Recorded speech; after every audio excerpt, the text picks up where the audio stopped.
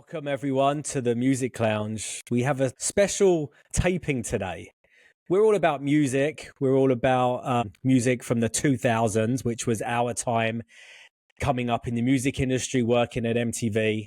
And what better to represent music videos than the TRL Countdown. So we're looking back 25 years ago this week, Monday, March 6, 2000, the top 10 TRL Countdown. We're going to go through these videos. We're going to talk about them a little bit. We're going to post the whole playlist and we'd love your comments. And we got Susan and Perry. Hey guys, what do you think about this one? I remember a few of those songs. Right. I don't remember all of them, honestly. Like I had to watch them on YouTube before. It's a strange list for sure, but it's artists that were really paving the way and were literally everywhere around this time. Well, I think, as we've said on previous episodes, it really speaks to the fact that TRL was a place for everybody.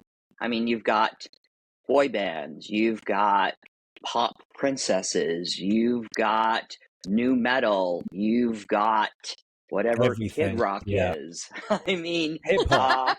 and then you've got hip hop. I mean, it is just a little bit of an R&B. I mean, there's just a little bit of everything on there, which is, again, I don't know if someone were to put together a playlist of songs today, I don't think you would have that mix of artists on it that everybody would agree on to listen to. Yeah. And I've said this before that, you know, radio, a lot, which was very influential, obviously now, but definitely back then, was very genre segmented, right? You had pop, you had very little crossover artists. So for MTV and TRL to come forward with mixed genres, cross genres, I think was a good step in the direction where we are now. You've got top 40 radio with every format on there, and you got country with pop artists. I'm ready to get into it. All right. So we have number 10, Madonna with American Pie. And we know this isn't an original song for her, right? This is a remake. Right. Yeah. So what do we think of this one? So my notes on this were that it is from the soundtrack of her movie, The Next Best Thing, which starred her and Rupert Everett. It was his follow-up to the movie that he had done with Julia Roberts and Cameron Diaz, My Best Friend's Wedding. And it was sort of the attempt to establish him as a movie star. And he and Madonna were really great friends when they made the film. The film came out, it was terrible. She couldn't act. And I love Madonna, but it was just a bad movie. Was she fully dressed? She was fully dressed. Showing any nipples or anything? The thing about Madonna, when she is an actress, is she's so larger than life as herself. It's hard to believe her as a everyday person. And I know people make comparisons to her as an actress versus Gaga as an actress, but somehow Gaga is able to embody a character, whereas Madonna just feels like she's playing Madonna, but with a different name, maybe. It just wasn't, the movie wasn't, for me, it didn't work. Yeah. But I actually like the song and I like the video. It's got a lot of Americana images in it. And she looks good too, you know. She does. She looks it's natural. Right, Susan? She looked good during that? Yeah. Well, I mean, she was still, oh God, I don't want to say young because then what does that make me? But, you know, yeah, when was she? 40? How old was she then? Yeah, roughly. Maybe like, 40. Late 30s, yeah. Late 30s. Yeah, everything's still tight, like when you're that age. So, yeah, she did. She was good. moving into that dance thing too. 98, she had Ray of Light, which, you know, was very upbeat. And this song was coming off of The Beautiful Stranger from the Austin Powers Spy Who Shagged Me. So she was doing the whole soundtrack thing. And then she was moving into music. She's pretty much followed the evolution of music in its phases as well, which I think was smart for her, whether people dug it or not. She brought out something to kind of make her fit in that scene. And the other thing, though, too, is I think that as evidence with her From Ray of Light to Music, she sort of created her own sound, too, at that time. There wasn't anybody who was doing exactly what she was doing at that time. She really moved into working with producers who really challenged her sound and gave her a very unique and specific sound at that time, because Ray of Light and Music, there's not anything else that I can think of from a pop artist that sounds like either of those records at that time. Yeah. And then obviously Gaga came out after. Right. And it's very similar with the pop and the electronic beats. Yeah. Yeah, she looked good. Maybe it was a, video she had to bring out MTV. Obviously, you got the Madonna side, you got supported movies. It made the number 10 spot. Now, this is one that was probably paid to play. Number 9, the MTV parody group Together with You and Me. Come on, Susan. You obviously like these guys. This was a huge, well, not the video, but the movie Together was a huge priority for MTV. Yeah. I remember planning the strategy around the premiere of this movie. And I loved this song. I used to listen to this song just when I was at my desk, even if the movie wasn't, playing, because we all had TVs on our desk with MTV or MTV2 on it. And I thought, for a parody, it was really catchy. I thought it was better than Backstreet Boys. I thought it was better than NSYNC, and they were cuter than they were too. I remember it had Kevin Farley, who was Chris Farley's brother, in it. Yeah. And I guess you didn't have to take them too seriously, but maybe some people thought it was real, and some were like, "Oh, it's a put together group," and but it worked. But it is obviously a put together group. I mean, it's basically a documentary of actors of the boy bands, but for some reason it actually worked. And I can't remember if they even had a follow up to this that may have done well on TRL also. I'm not sure. But I think people were surprised that the audience responded to them the way that they did. Yeah, I think they did 2 albums, one in February of 2000, and one in the summer, the end of August. Well, I remember Evan Farmer was the lead, and he was a heartthrob then. He was one of those guys along the lines of Paul Walker, the Varsity Blues, the other films that came out at that time. And he was so cute. And I don't think he's really done much of anything since. He went on to host a home makeover show on HGTV, maybe. Yeah. But he did host a show there. Wow. Well, they tried to do a reunion 2 years later. It was all booked and planned, and then it was cancelled. So, I didn't know that. Well, I would have gone to that show. Yeah, cancelled. But maybe they make the One Hit Wonder playlist on our streaming platforms. Well, I still like the song. I think it still slaps. This is a big one. Iconic group. This one still stands the test of time. We have Destiny's Child with Say My Name coming in at number 8. I mean, go for it. Well, one of the things that I read about this as we were preparing for this was that there's a part in the song where Beyonce has a very syncopated delivery of her vocals, and it's a precursor to, it's not rap per se, but the vocals are closer to rap than singing. And what the author said was it's the first time it had been done in a pop song, and it didn't exist before she did it in this song. So I thought that was interesting. But the other part that I thought was interesting was that the song and the album were recorded with the original girls in it, LaToya Luckett and Latavia Robinson. And so it's their vocals that are on the single, but the girls in the video are Michelle Williams. And does anyone know who the fourth woman was who was brought on to replace those girls? And apologies for the siren in the background here, if you can hear that. Her name was Farrah Franklin. And I think this was her only video that she did with them until they decided to become a trio instead of a quartet. Interesting. I did not know that they Milli Vanilli'd this. Yeah, I mean the two girls. So Michelle eventually sang on future recordings. It just was that the girls were fired in December, and the video was shot in January, so they didn't have time to record it with the new girls on the vocals. So interesting. I can't imagine what went on behind the scenes.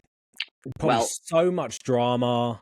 Beyonce being pushed to the front, her parents. Yeah, I mean, you could go a deep dive into all of that stuff. Kelly was basically like a second daughter to the Knowleses, and the other two girls felt like they were not getting the attention. They also weren't getting paid, I think, as well as the other two girls were.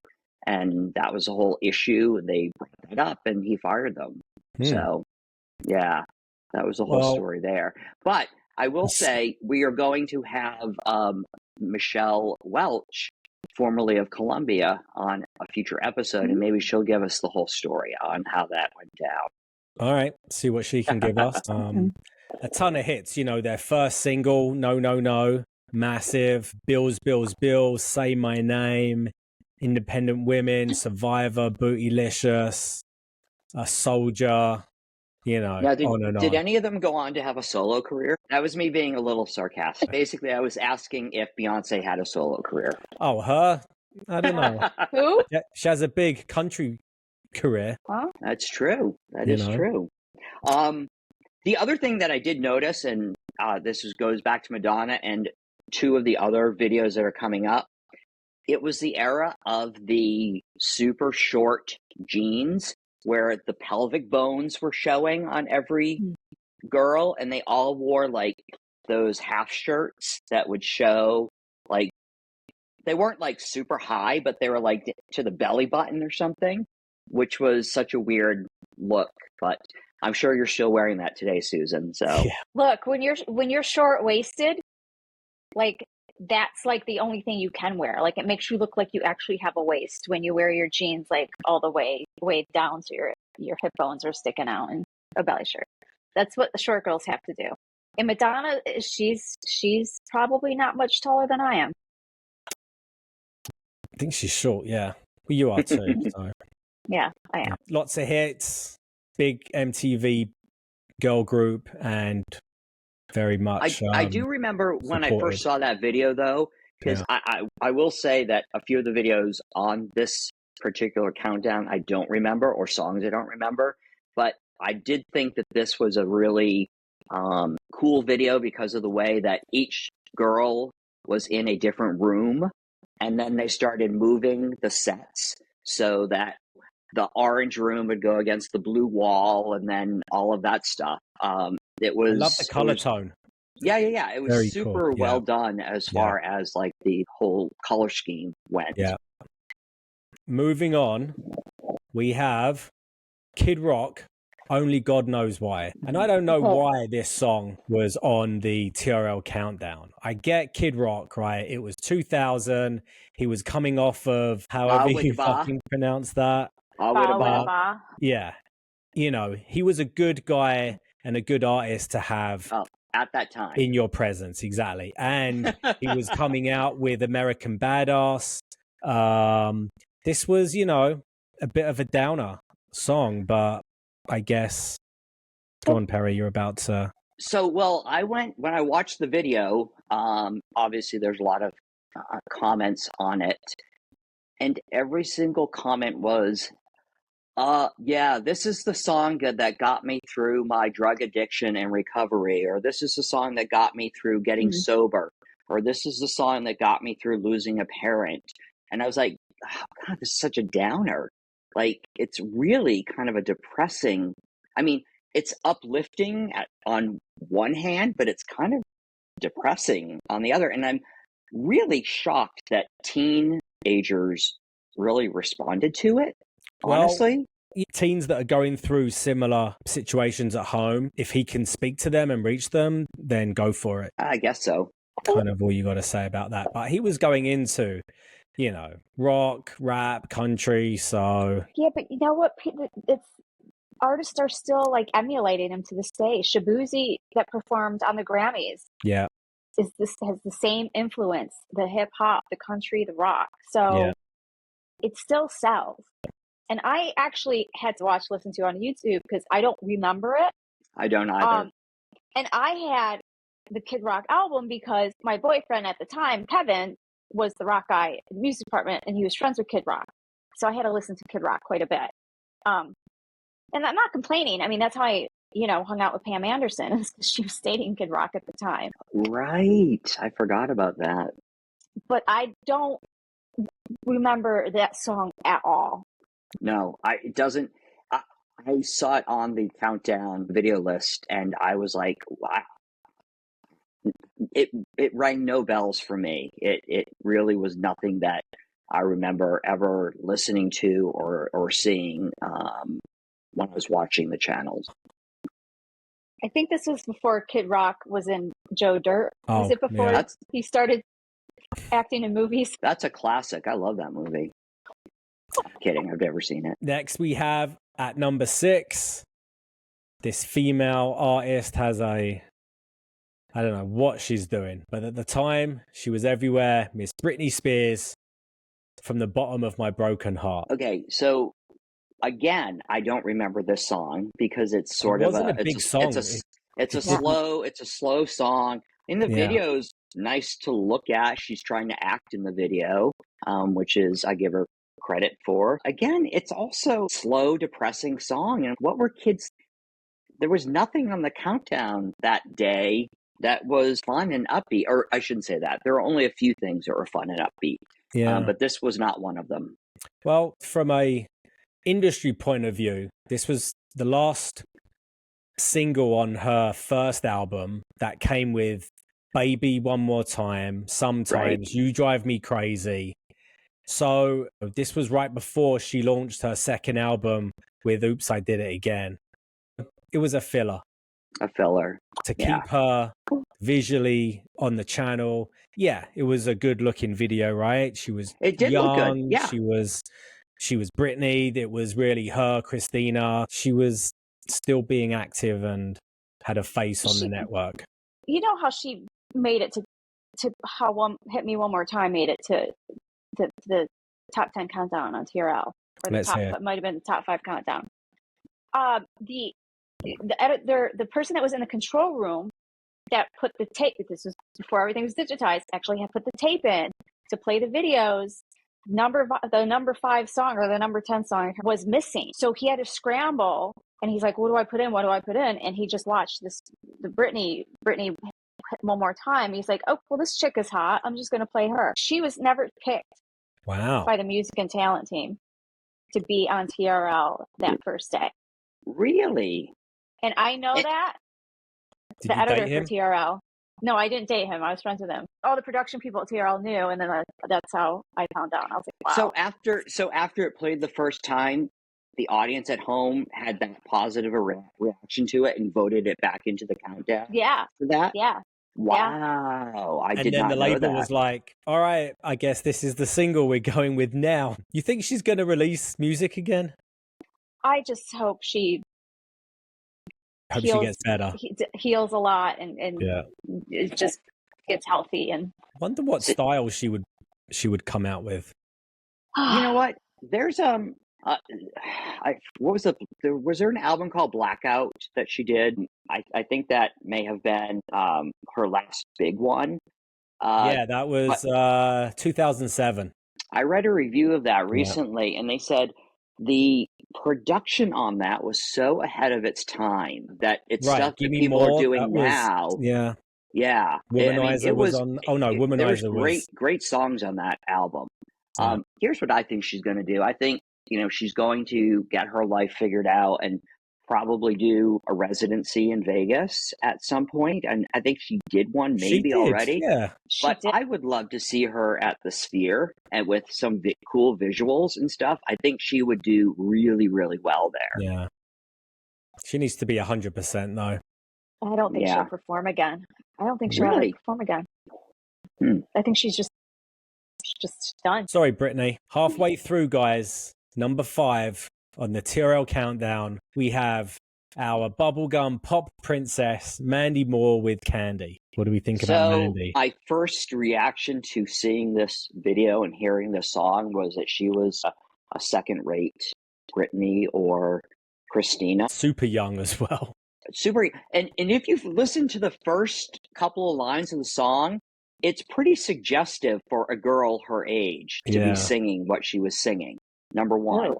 Number two, I mean, 25 years later, she's an Emmy-nominated actress who is in both films and television. I mean, and she's married to the lead singer of the band Dawes, and she is a Hollywood heavyweight at this point. Yeah.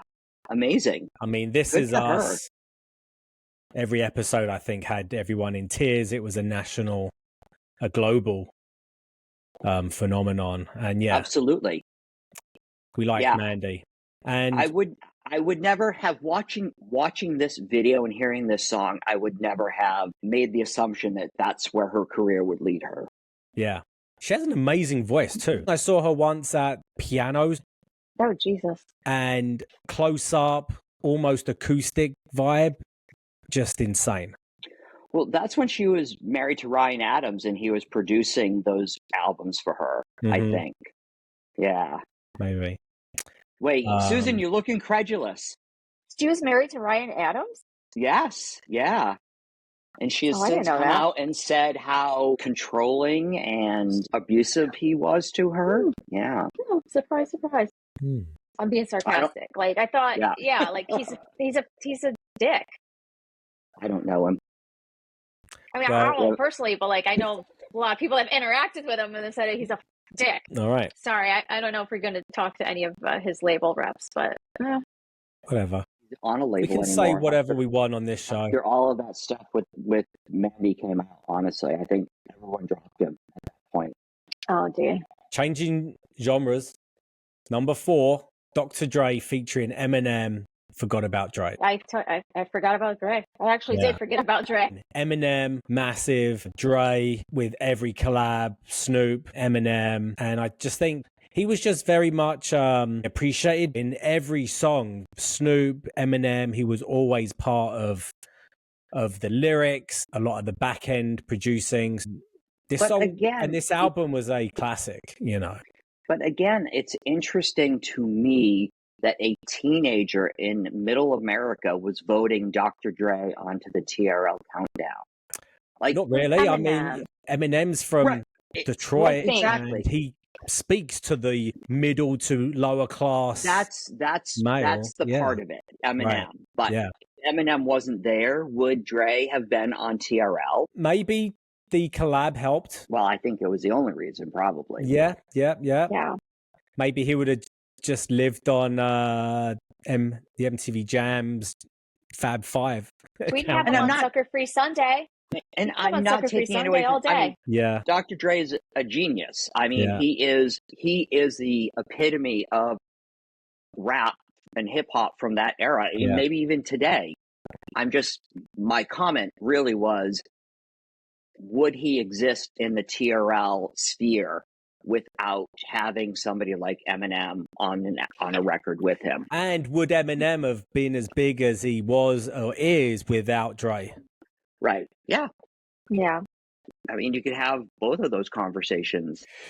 Maybe we need Tuma back to talk to him about that. Yeah. Maybe we do a podcast about Yo MTV Raps. That would be great. And then we could talk about yeah. Okay, so here's the other crazy thing. So you go from Mandy Moore to Dr. Dre to what's the next one on the list, Andrew? Number 3, top 3, Korn with Make Me Bad. Again, how would you ever think those 3 songs go together. Yeah. Or 3 artists go together. It is crazy, Oracle. It's like, I just continues to flummox me how all of that music could exist in one ecosystem and be that broadly appealing to that many groups of people. And I'm not saying it in a bad way. I'm saying it in I'm just surprised by it. I mean, and pleasantly surprised. I think it's great that all that music has a place on a channel and on a playlist like TRL did in the early 2000s. And this was the second song from Korn that was on the countdown. In 99, Korn's hit Freak on a Leash was number 1 from February. Well, they had weeks at a time. Well, it was also an amazing video. Spot. It was a great video was crazy. Too. Yeah. They won awards for that video, and they were in the forefront of that scene. You know. Well, you've also got to remember that if you wanted to see that video, you had to vote for it to be on TRL so that you knew you could see it. Yeah. You didn't have a place to go and watch it other than TRL at that time. Yeah. Well, I was a massive Korn fan, and I was glad to be part of programming their videos. So just a couple of notes that I had on that video. So Tatiana Patitz, the model, was in it, along with Brigitte Nielsen and Udo Kier. Yeah. It was Brigitte. And then Shannon Sosaman, who was this early 2000s actress who I don't know what the hell she's doing today, but she was in all these movies at that time, and then she just disappeared. Yeah. So, was she the foreign exchange student in American Pie? No. No, that wasn't she was in A Knight's Tale with Heath Ledger, maybe, and I think she was in the Bret Easton Ellis movie with the guy who played Dawson on Dawson's Creek. She had like a bunch of movies at that time, and then she kind of just fell off the radar. It was big for bands to have actresses and models as, cameos. Yeah. It was a good. But I also read that too. It was a very expensive video to make too. It looked expensive. Yeah, it looks and that's the other thing too. Does anyone make videos like that anymore? Everything is digital AI and AI and whatnot, and you can make it look amazing with very little money. But does anyone spend that much money to create videos like that anymore? Maybe the budget isn't the same. I still feel like it needs to be a great piece of content to represent an artist. Right. And our friend Justin Prager would agree over at Vivo. All right, almost there. Nice plug for Vivo there. Yeah. 2 left. Another MTV staple band that's back together. Backstreet Boys, Show Me the Meaning of Being Lonely. Another downer. But maybe they're coming off of some big hits. I Want It That Way, Larger Than Life. Nothing massive that comes to me that they came out with after that. They were just riding that wave. And, they felt like, all right, it's time to bring a ballad, right? Well, the video opens with a credit card about dedicating it to somebody who I think had passed away. And then the first image you see is a dead person on a stretcher coming out of an ambulance. And I'm like, and then the video takes place in a hospital, or I should say an injured person coming out of an ambulance. But yeah, you're right. Again, it's another downer song. It's really like, what was happening in March of 2000 that everyone was so depressed? And these were voted videos, right? Exactly. Yeah. Come on, people. What were you doing? It was a long winter. Yeah. It was a long winter. Coming into the millennium, people were reevaluating. Maybe when Y2K happened. They were. Yeah. When everything went offline, when we changed over. Yeah, they were prepared for their lives to end. And these songs were supposed to represent that. But I don't even remember this one. I remember, when did they had a bigger ballad? They had Quit Playing Games with My Heart. Yeah. When did that come out? Was that before this? That was in 1996. Yeah. Oh my God. That was 4 years before. Yeah, so this is the point when NSYNC is really becoming the boy band du jour. Yeah. The group that every girl is in love with, and Backstreet Boys is a second thought at this point? Maybe. Yeah. Well, by the looks of this countdown, a good segue, Perry. #1 video for this week with NSYNC, Bye Bye Bye. So this is an unforgettable video, at least in my opinion. This was perfect video, perfect choreography for this song. If people are still doing their own versions of what they did in this video. And this song's on every pop list from the 2000s. It survived the test of time. It was a fun video. The other thing about this song is, I mean, it kind of got a second life last year because it was in Deadpool. Yes. Yes. Wow. With an amazing dance scene. Amazing dance scene. A long dance scene, yeah. I think they literally played the whole song. It was the whole song. Yeah. It was literally 4 minutes of him killing people. Yeah. With Wolverine. Wolverine. I remember this scene now. I was like, this it was is with the skeleton of Wolverine, right? Yes. I feel like sometimes if I go out, which is rare, but once in a while I'll do. If I go like to a bar or whatever in the East Village or something, like I hear this song. This song didn't need to be in a movie for a comeback. It didn't have to be brought back on TikTok, but it was an amazing song because everyone knows it. It's that choreography of the Bye Bye Bye that makes you remember. Yeah. It's an iconic. Yeah. Loved it. Well, it was good to end with that video. If I was to pick the ultimate NSYNC video, I think this would probably be it. They had other great videos. If you were to ask somebody what the best NSYNC video is, this would probably be Merry Christmas, Happy Holidays. What? No. I don't even remember any other NSYNC songs.